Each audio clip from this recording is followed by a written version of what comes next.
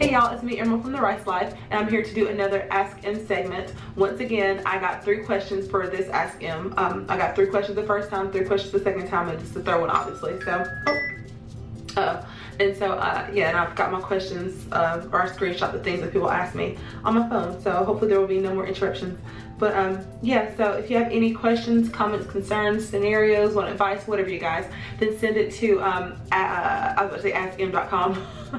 Send it to edhill1988@gmail.com, and I will be sure to include you in the next Ask M segment. So, all right, guys, I'm gonna try to get through these really quickly because I gotta get Kane off the bus in like 10 minutes, or like 15 minutes. So, okay, so here's the first question. It says, purchasing a home is a major milestone that tops many people's lifetime to-do list, and maybe their list of financial fears too. I think I read that right. Yeah, okay, maybe their list of financial fears too. The paperwork, deadlines, and research can all be a little stressful and a huge endeavor. Couple it with selling a home or property at the same time, and it can turn into a big, overwhelming headache. Do you have any tips or do's or don'ts for those like myself who are interested in looking forward to buying their first home? Okay, so I guess I do. I guess I have a few. John and I bought this home. This is the first home we've ever owned. This is the only home we've ever owned, the only home we've ever lived in. Well, besides the townhouse we got before this, but this is the first home that we actually purchased ourselves. And we bought this house, well, we closed on it in May of 2010. So I just turned 22 and John was 24. So we were really, really young, you guys. And I'm trying to think of what we did when we bought this house. We found this house and we fell in love with it. So but honestly we didn't do a lot of research. So I would definitely say something that we didn't do. We just found this house and we loved the layout, and at that point we only had 1 child, so it was like the perfect size for us. So we loved the layout, we loved the location, and we loved the yard space and all that, so we fell in love with it. But I would suggest to shop around and you know, just get a feel for what you like and what you don't like. Like, I guess don't settle. Not that we settled on this home, but we definitely did not look around. And but before that, let's see, I guess make sure your credit is on point, you guys. I was like 22, so I had like perfectly clean credit. Like, I had no college debt. John's parents paid for him to go to college, so he had no college debt. Let's see, so we had like really clean credit. So I guess like if you're looking into buying a house or whatever, make sure that your credit is up to par, because it'll be really hard to get a loan. If you need a home loan, it'll be really hard to get one without good credit. And yeah, and also, let's see, have your credit on point, and be realistic in terms of like the kind of house that you're looking for, because there's nothing worse than going house hunting and falling in love with a house and realizing that it's out of your price range. So definitely go to, if you do need a home loan, then go to a loan officer, go, you know, to your mortgage bank, whoever you plan to use, and see and get pre-qualified. That way when you find a house, you can see if it's in your range, or you can look for houses within that range, as opposed to finding like a $500,000 home when you can only afford like a $100,000 home. You know what I'm saying? So definitely get pre-qualified to make sure that you're not living above your means, or you're not like dreaming too big, kind of. And yeah, so let's see.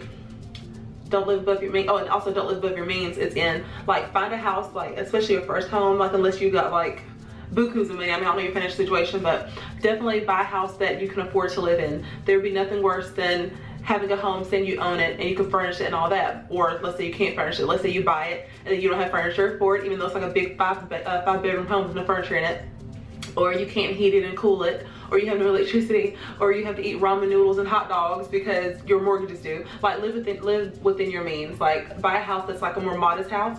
That way you can you know, save it for a bigger house in the future if you need to. Don't feel like your first home has to be your forever home. And that's definitely what we did with this house. Like, we bought this house knowing that we wouldn't live in it the rest of our lives, and we got a great deal on this house. And you know, it'll be really easy for us to sell this house, and it'll be a lot easier for us to buy another house that's bigger than this one, as opposed to putting all of our eggs in one basket 5 years ago and, you know, not being able to upgrade, kind of. So don't feel like your first home has to be your dream home, your forever home. Get something nice and modest. That way you can kind of save up for what you want in the future.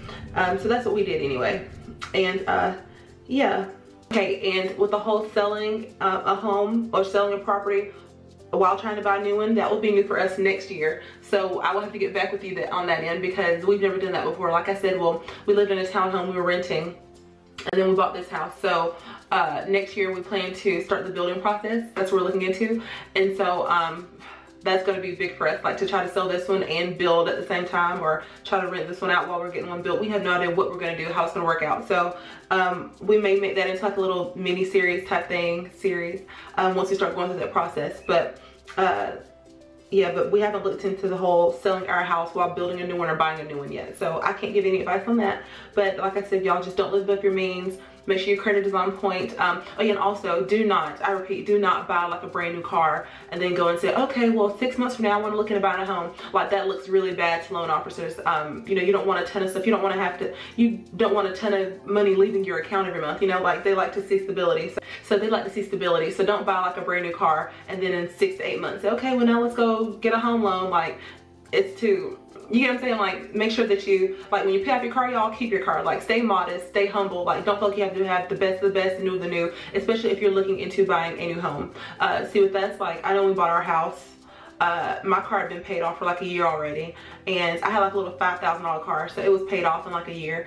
And then John's car he actually had since high school. His parents bought it for him, so we went in with no debt at all, and we had like no money leaving our account when we bought this house. And I know that's hard to do, especially the older you get, and you know, if you have children and all that, it's really hard. But when we bought our house, we were really young, and we basically had no responsibilities. We just had Candy Bear, and John had a great job, and I was still in school, and you know, he graduated a year and a half before that, so we were just like sitting on top of, you know, we had income. So, you know, nothing was really leaving our house besides gas and like rent. So that's how we were able to purchase our first home. So, but like I said, y'all don't live above your means. I know whenever someone gets a new car, you're like, oh, I want a new car so bad, or I want a new this or new that, I want a new jacket, new purse. But think every time you spend that money, it could be going toward your down payment. So yeah, hope that answers your question. All right, the next question is, I want to vlog for my channel, but my husband doesn't want him nor the children on camera for the world to see. Any advice on how you convince your hubby to vlog? By the way, your hair is so beautiful. Great advice. Thank you. Okay, so my only advice for that would be don't do it. And I know that's like, that's probably not what you want to hear, but John had no issue with me vlogging, with him being on camera, with the kids being on camera.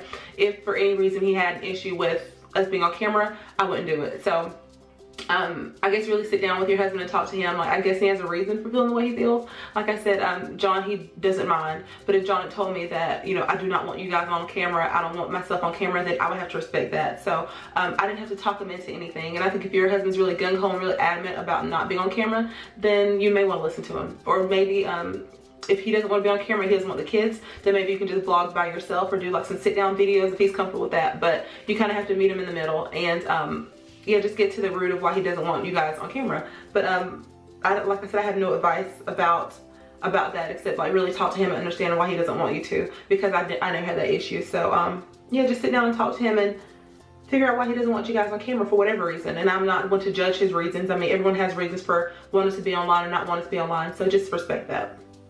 Okay, and the last question is, let's see. Okay, I gave my son cow's milk once when he was about 12 months old and he didn't really like it. So I haven't given it to him since then. I plan to let him self-wean, so we'll be breastfeeding until he chooses to stop. When did you introduce your babies to cow's milk? Did they like it? Is it necessary to give him cow's milk now while he's still breastfeeding? I have no idea how to make that transition and when to do it. Thank you very much. Okay, so with Candy Bear, I stopped pumping when he was around a year old, and I never looked into like alternative milks like almond milk, coconut milk, anything like that, y'all. I just gave him straight cow's milk, and that was at a year old, and that's because he was no longer getting breast milk. Carson, at a year old, she was still getting a ton of breast milk, and I would supplement her with almond milk or coconut milk or something like that. With Kylan, y'all, he rarely drinks milk because he still nurses like a newborn. So I think you just have to take your baby's cues and you know, go with your baby's intake in terms of breast milk. Like if your baby is nursing around the clock, then you probably don't need to introduce as much milk as you think you need to. But if your baby's hardly ever nursing, if your baby's like a snacker where it nurses like once a day, then you honestly don't have to introduce cow's milk. There are a lot of alternatives. You can do coconut milk, kefir, I think that's how you say it, kefir, almond milk. I mean, you just name it, y'all. There are a variety of things, a variety of ways to get calcium, not just from cow's milk, because a lot of people, you know, the whole cow's milk thing is now becoming debatable. So my children drink cow's milk, but they drink almond milk, coconut milk, they drink whatever kind of milk. But Kylan, like I said, he does not drink as much milk as, let's say, Kane would, because not only is Kane 5, but Kane's a little more used to drinking milk, and plus Kylan still nurses like a newbie. So I think just go with your baby's cues. If your baby is constantly nursing, then they're probably good with maybe a cup of almond milk or a cup of cow's milk, you know, whenever you feel like giving it to him. But like I said, Kane at a year old, he was drinking cow's milk because that was his source of calcium. So and like I said, with Carson, she rarely got cow's milk, she loved almond milk. So yeah, just like pretty much experiment. Like, don't be so stressed out about it. Just, you know, if the baby's still nursing and you feel like your baby's getting enough breast milk, because honestly that's the best milk for the baby, no matter how old it is. So if you feel like your baby's getting a good amount of breast milk, but you kind of want to, you say you're letting them self-wean, so just let them, you know, sip on different types of milk. It doesn't have to be cow's milk. Like I said, it can be a variety as long as your baby's getting something. And yeah, just let him explore and see what he likes. And yeah. So all right, y'all, that has been another Ask Em. If you have any more questions, comments, concerns, you can leave them below, or you can email me at edhill1988@gmail.com, and I will answer your questions. So all right, you guys, I will see you in the next Ask Em. All right, bye.